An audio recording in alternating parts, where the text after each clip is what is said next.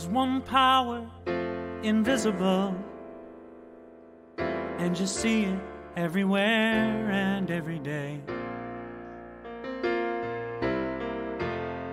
One power, indescribable, and you speak of it with every word you say. Mysterious until you know the truth. As simple as the love inside of you. Call it God, call it Spirit, call it Jesus, call it Lord, call it Buddha, Baha'u'llah, angels' wings or heaven's door. But whatever name you give it, it's all one power, can't you see? It's the power of the love in you and me. One power, one power. One power, one power, one power. I love that song. It is probably the best expression of New Thought teaching of the oneness of the universe that I know that's in song. So I'm glad you get to hear it every week. Glad I get to hear it every week. So welcome. This is the Center for Spiritual Living, Midtown, Atlanta. We are broadcasting from all around. We have helpers from all over the country.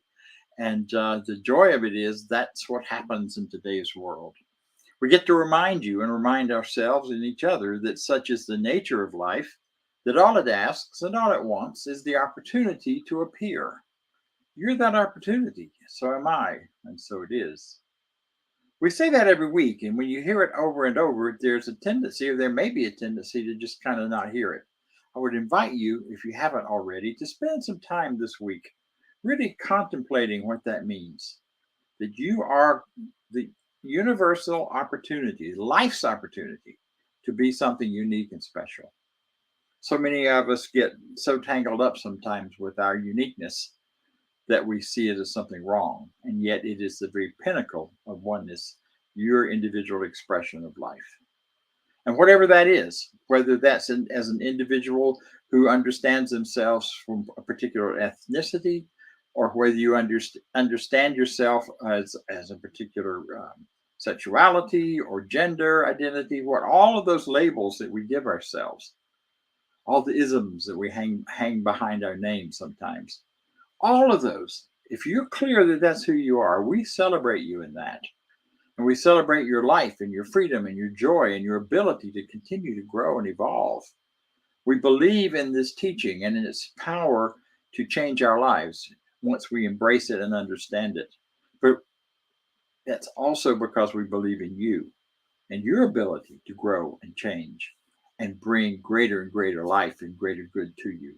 However young or old, skinny, fat, thin, all those limitations we sometimes put on it. Beyond and in spite of all that, and because of all of that, you are a divine expression of the infinite, an opportunity for it to be something unique through you, in you, as you.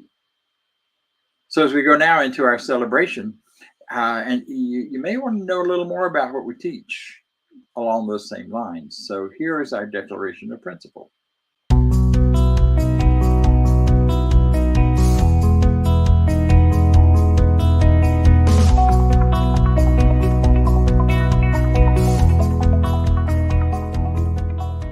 I believe in one God, one absolute power and first cause to all things. I believe that this power is perfect love and creates out of a desire to express love. I believe all thought is creative, and how I choose to think creates my personal experience. I believe in the unity of all life and the immortality of the individual soul, forever unfolding. I believe in the eternal goodness, the eternal goodness of God, the eternal loving kindness, and the eternal givingness of God to all. And so it is. And so it is. And so it is. And so it is. So that's a part of our Declaration of Principle. You can read all of it at our website, cslmidtown.org. It was written originally by Ernest Holmes in a preparation to speak on a radio show. He just kind of jotted some things down, and it worked, and it was wonderful. So we continue to use it even to this day. Today we have with us two very important guests. One has been a practitioner with this organization now for a long time. She and I were in classes together, even though she does not look like it, and she's so much younger than me. Way back in the dark ages, or the light ages, at the Atlanta Church of Religious Science, which evolved into this organization and SLCA. So we're grateful to have her wisdom, her history, her experience to share with us as a practitioner. A practitioner is someone who knows this teaching, who teaches, or is able to guide people through using our principles to change their lives. She can do that. She's done that for herself, and she can do it for you. That is the wonderful Judy Aehle.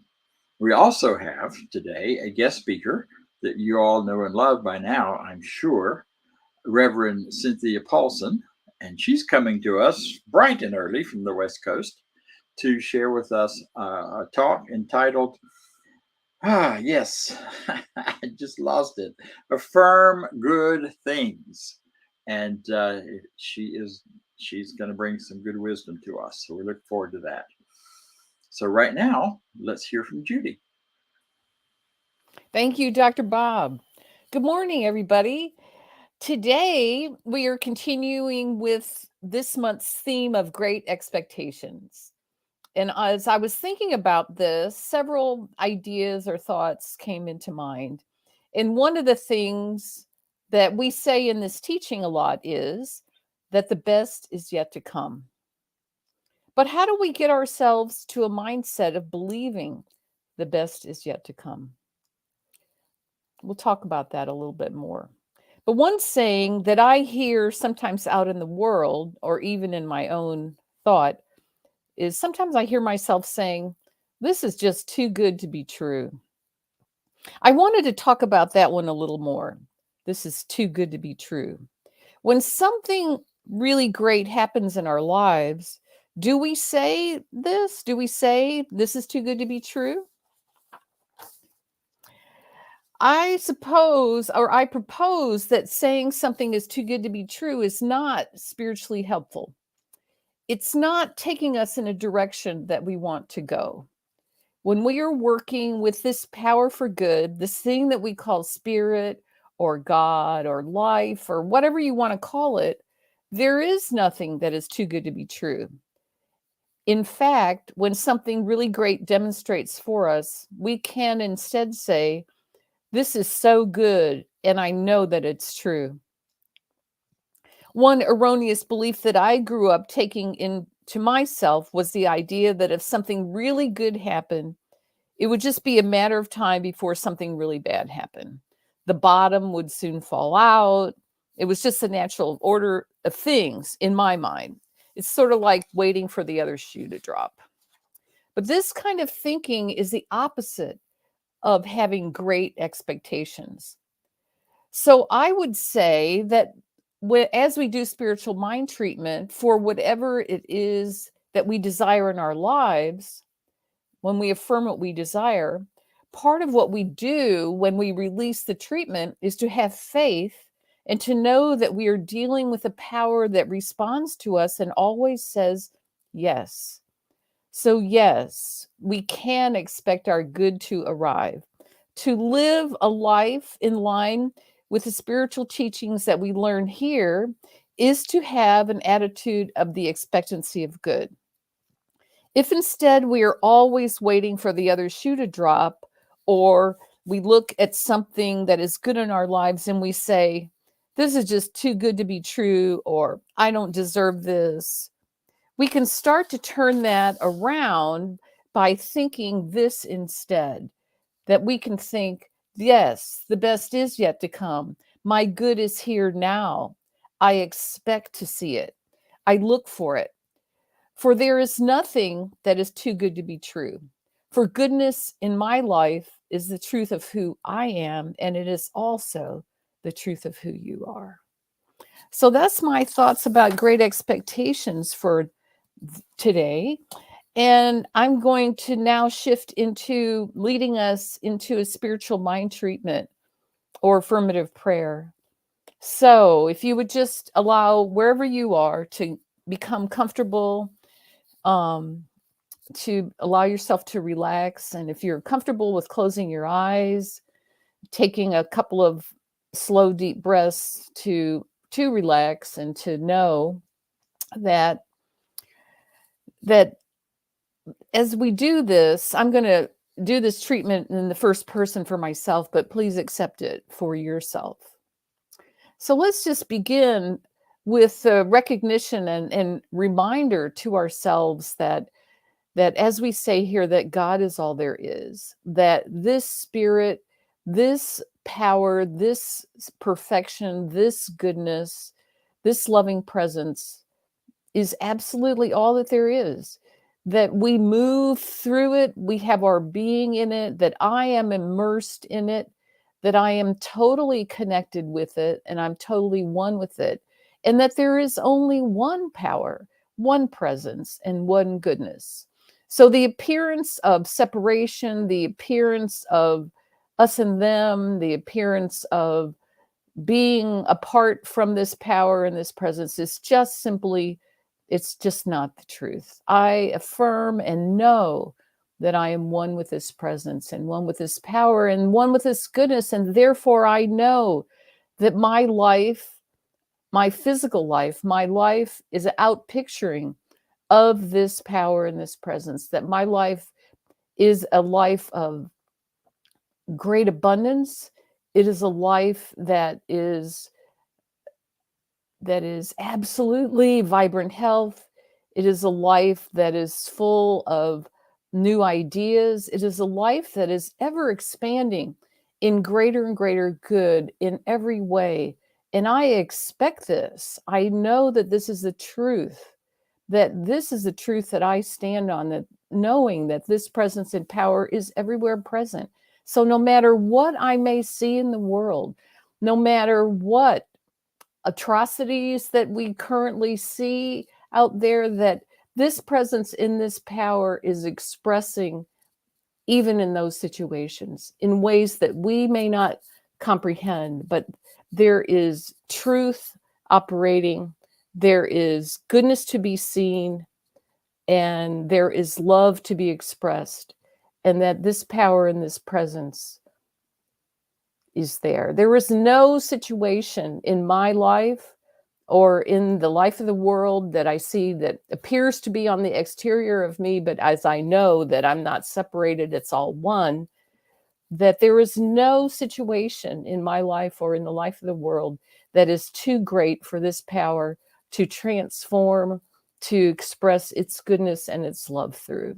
So I just know that this is the truth. I turn away from any conscious or unconscious old belief that I may have in the necessity of fear, of anger, of resentment, of doubt, or of worry. I just turn away from all those. Instead, I know that all is well. All is well in my life.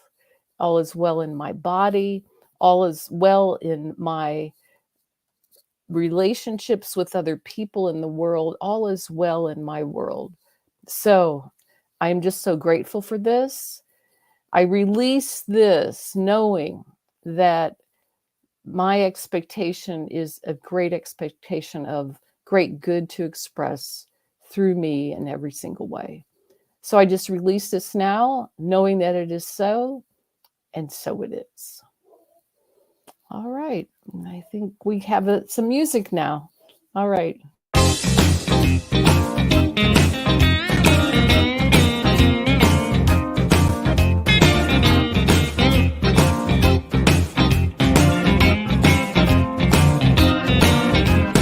I don't care what's on TV about the state of the economy. I don't believe most of what I see. I know what I know to be. God is so good all the time. God is so good all the time. God is so good, so good, so good, all the time, all the time.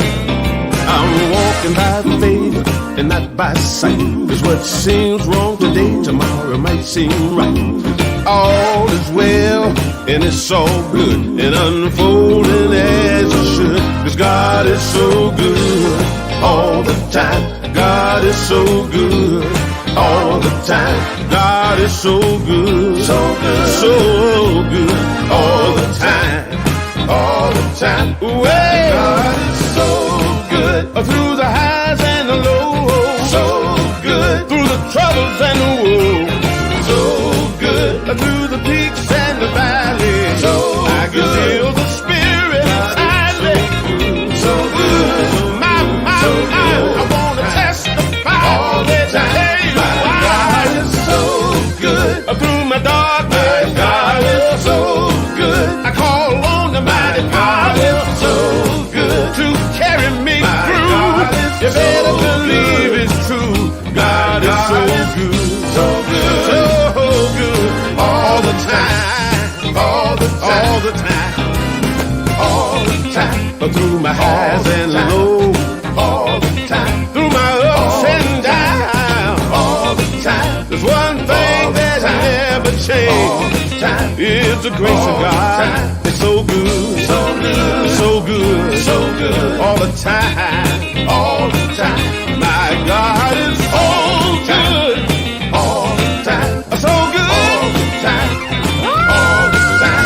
God is so good all the time, so good all the time. Well, God is so good, so good all the time.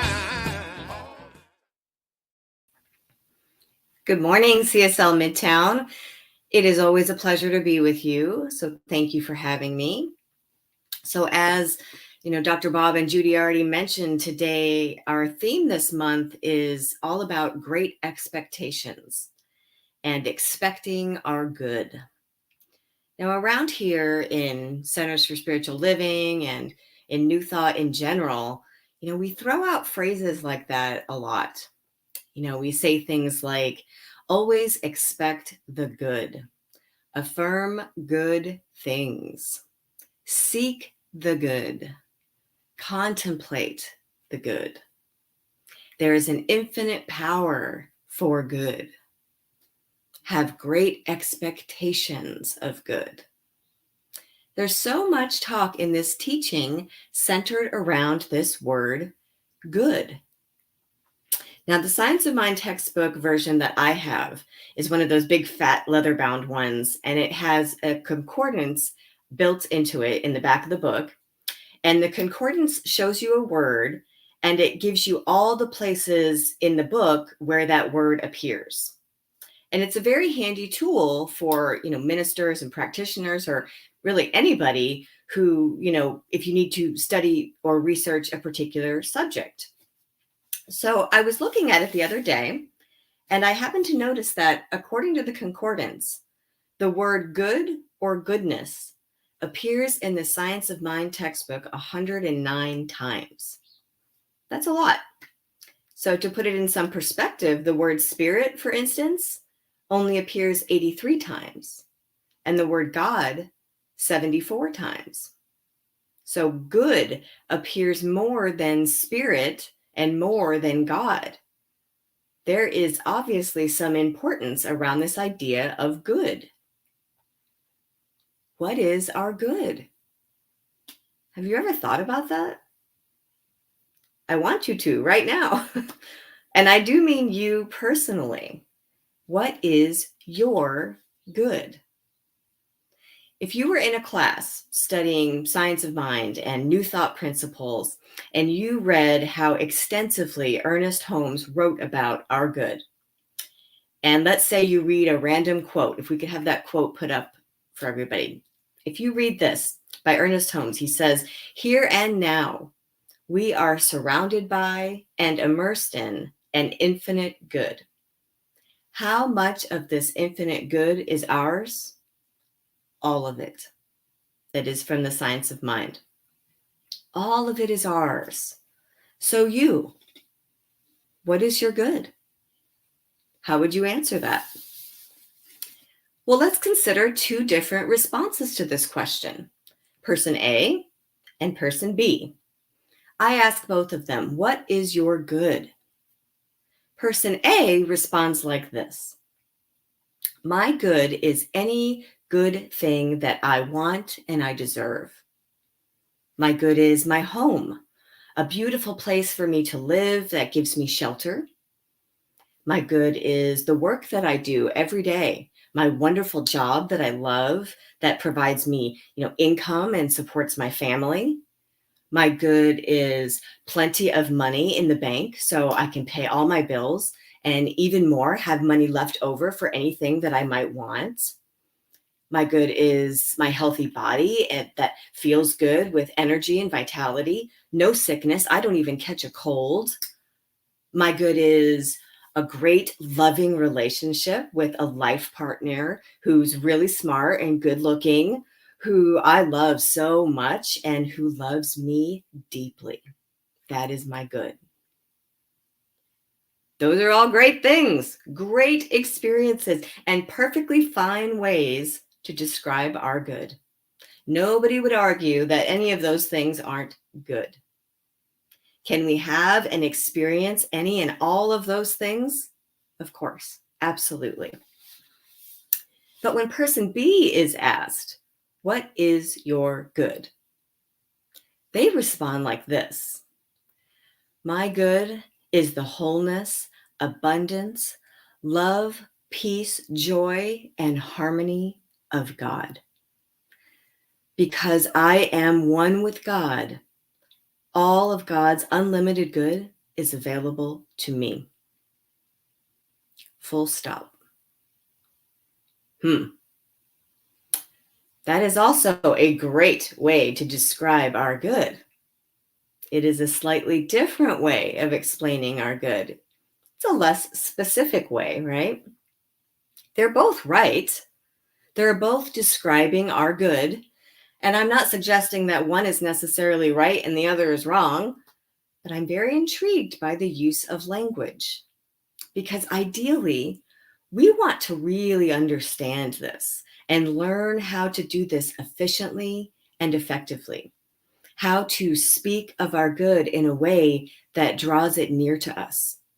How to affirm our desired good. How to go about expecting our desires to come into fruition in manifest form. Now, you've heard me talk before about Nona Brooks, one of the founders of Divine Science. And I read a sermon recently by her that had been turned into a published article. And the title of the article was called, Why We Should Not Formulate Our Desires. And this is really what she was referencing, the way we go about praying, affirming, and expecting our good. Formulation, she said, is about self-centeredness. It's about human, ego-based desire and perceived need. Formulation is about specifics. Person A, when they were discussing their good, they were pretty specific. They were specific and particular about what they wanted. They were formulating, right? It was a house, a job. Their good was money. Their good was a relationship. Those are all outward human type good things and good experiences that we might want. Nona Brooks believed that the great principle underlying all prayer and the attainment of our good is to affirm the general, never the particular. Affirm the general, never the particular. What I think she means by the general is God's good, the ideas and concepts that are best for all, not just each of us individually. Person B was kind of vague and general in describing their good. They used words that I refer to as the God words, words like wholeness, abundance, love, peace, joy, and harmony. God's good is general and vague because it is universal for all. I find this fascinating to think about. I think it makes sense that it is more effective, more efficient to affirm our good from the place of God's understanding of good, rather than from our own human perspective of good. We know that it is our unity, our oneness, our living in alignment with God and God's principles that reveals our good to us. There's a lovely quote from Nona Brooke in that article that says, "To be, not to get, is the true aspiration."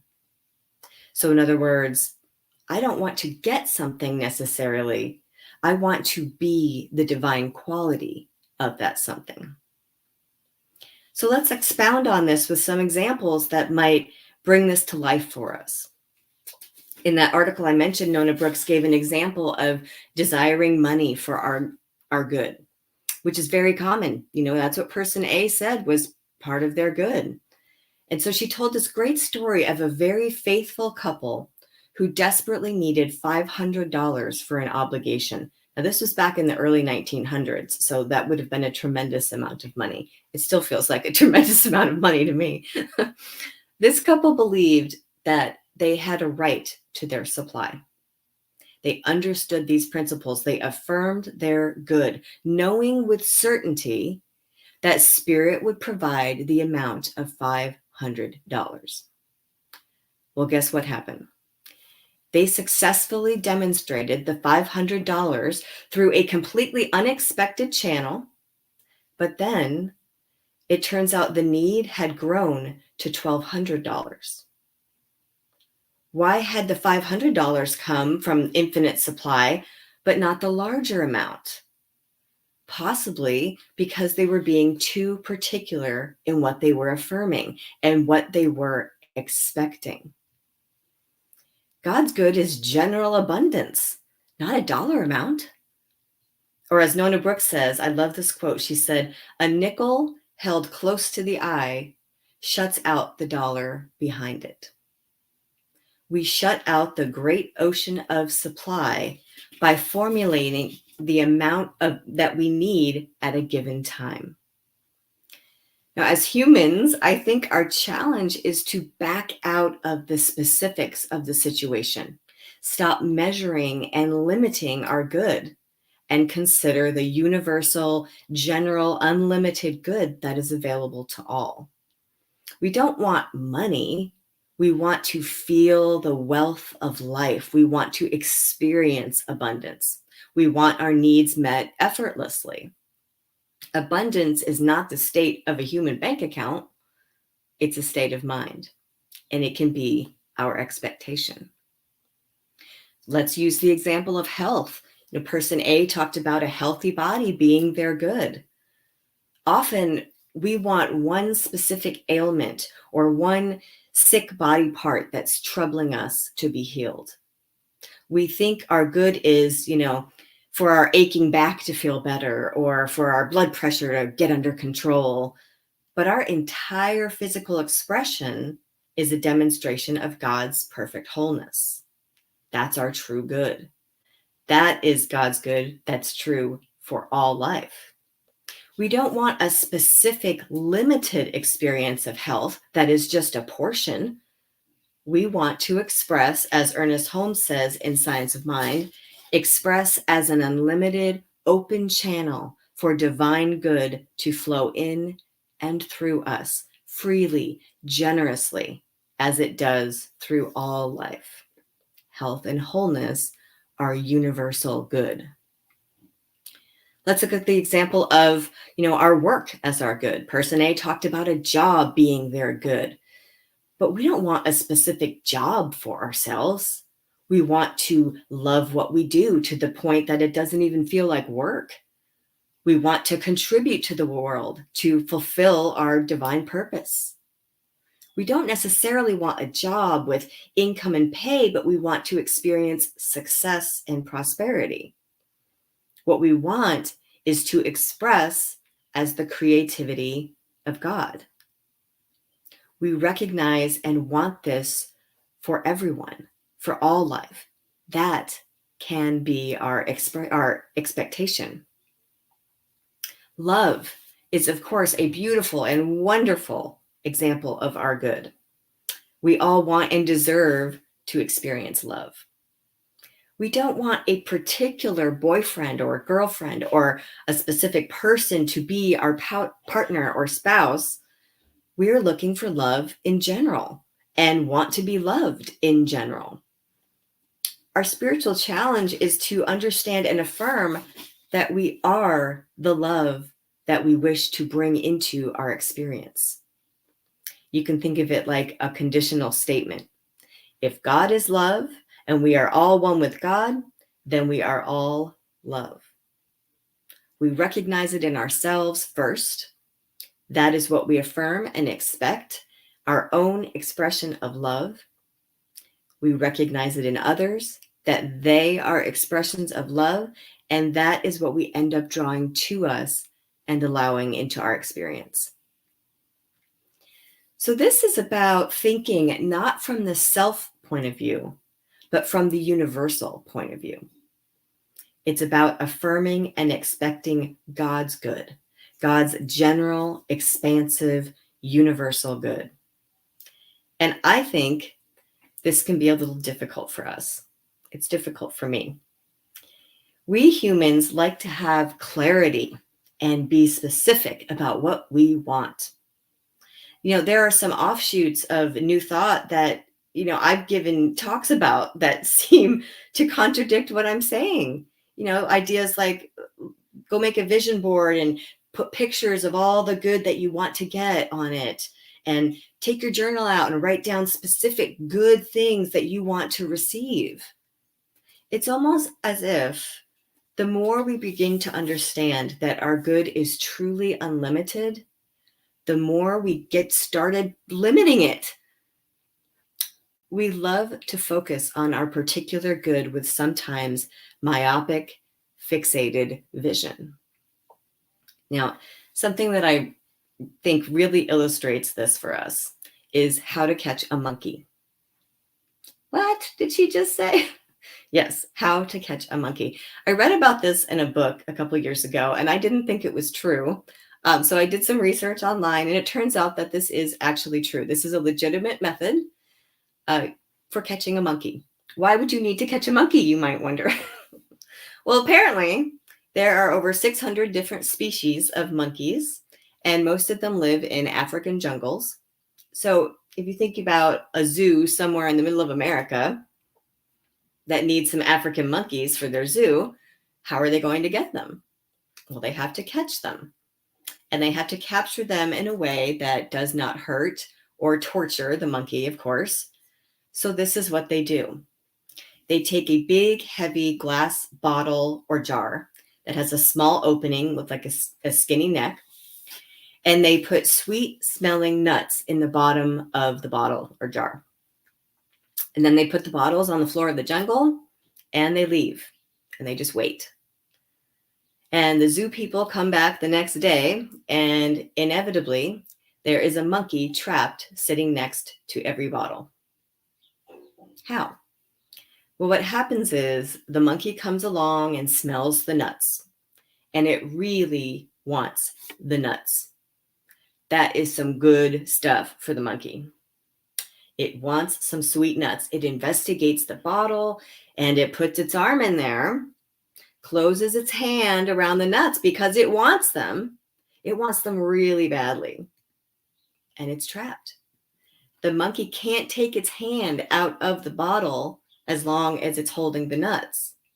He can't get his fist through the neck of the bottle, but it's unwilling to open its hand and let them go. He really wants those precise, exact nuts. The bottle's too heavy for it to pick up, so the monkey just sits down and he's trapped. Now, this sounds ridiculous. You know, we want to laugh at this silly monkey. Just let go of your nuts. What are you doing? Friends, we are the monkey in this scenario. Sometimes we have such a tight grip on what we think our good is. We calculate and we formulate and we plan, and we focus on our human desires, knowing they are ours to claim. We hold on tight to them. And I think it's possible we can become trapped by them. We just don't want to let go of what we think is our good. So this is our call to action today, our takeaway to try. Let's try affirming and expecting our infinite good generally, not specifically. It's God's good. It's not even about the words we're affirming necessarily.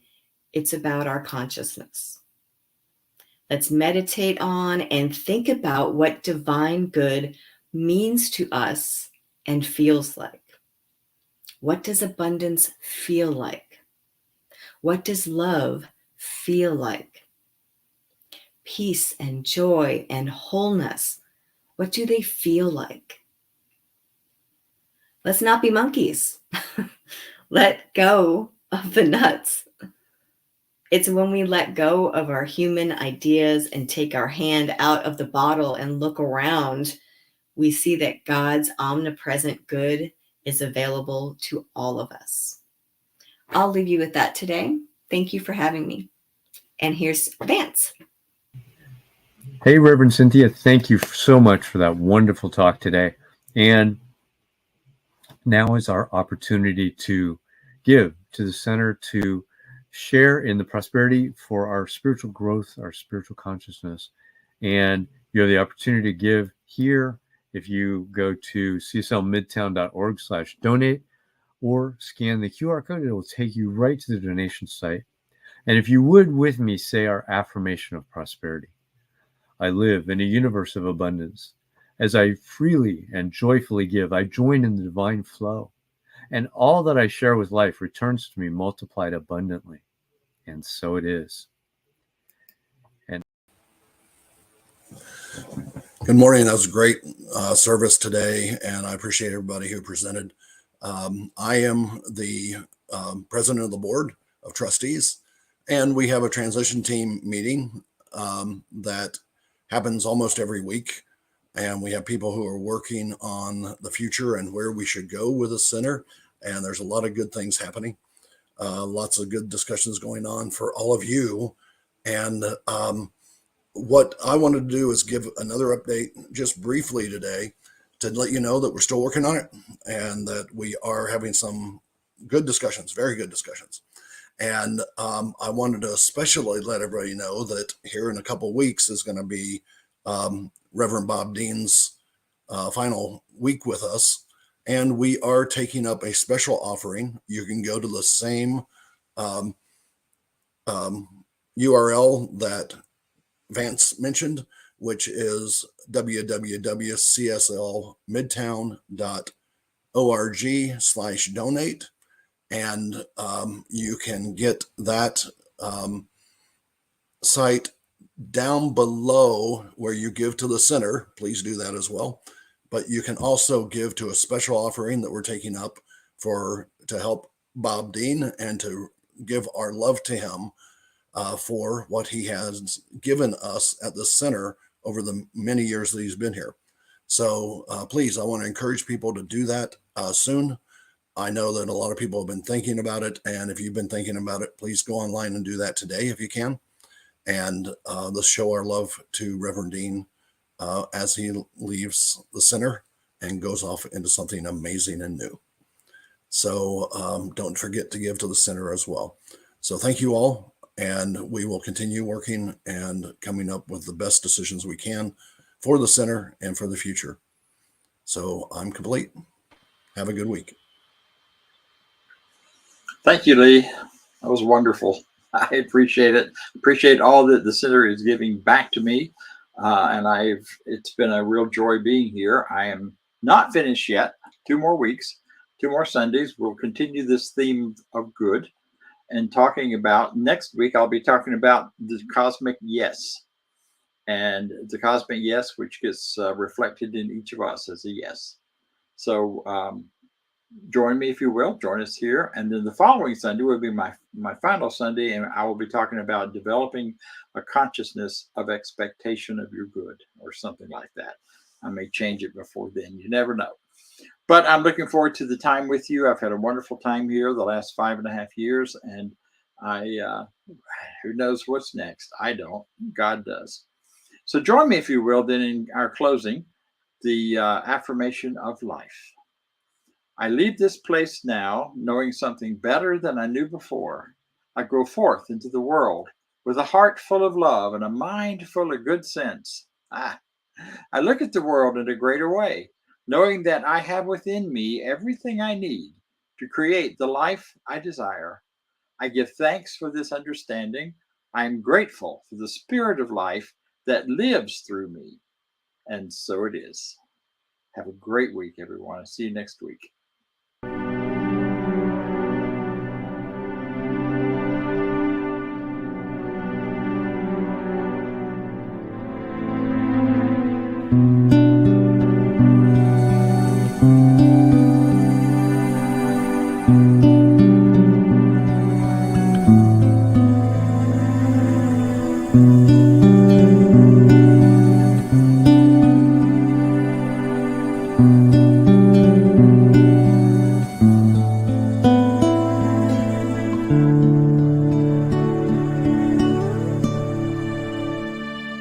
In this and every moment, I am safe and all is well.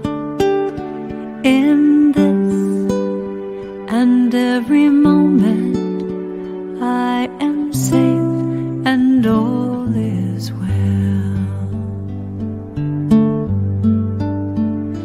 In this and every moment, I am safe and all is well. In this and every moment, I am safe and all is well. In this and every moment, I am safe and all is well. In this and every moment, I am safe and all is well. I am held, I am whole, I surrender to it all. When I trust and let go, then I know that all is well. All is well. In this and every moment, I am safe and all is well. In this and every moment, I am safe and all is well.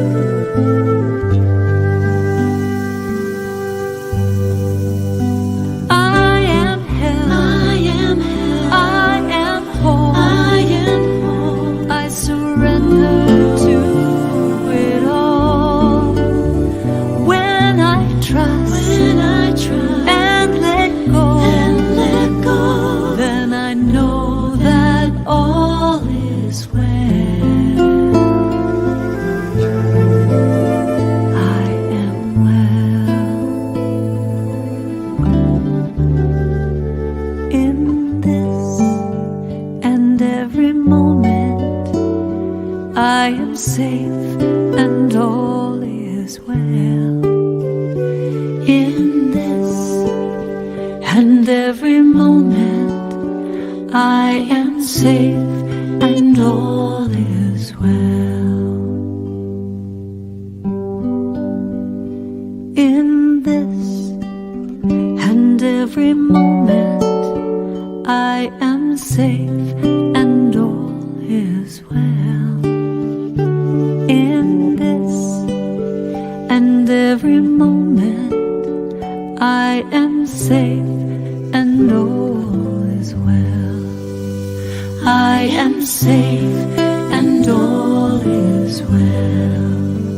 I am safe and all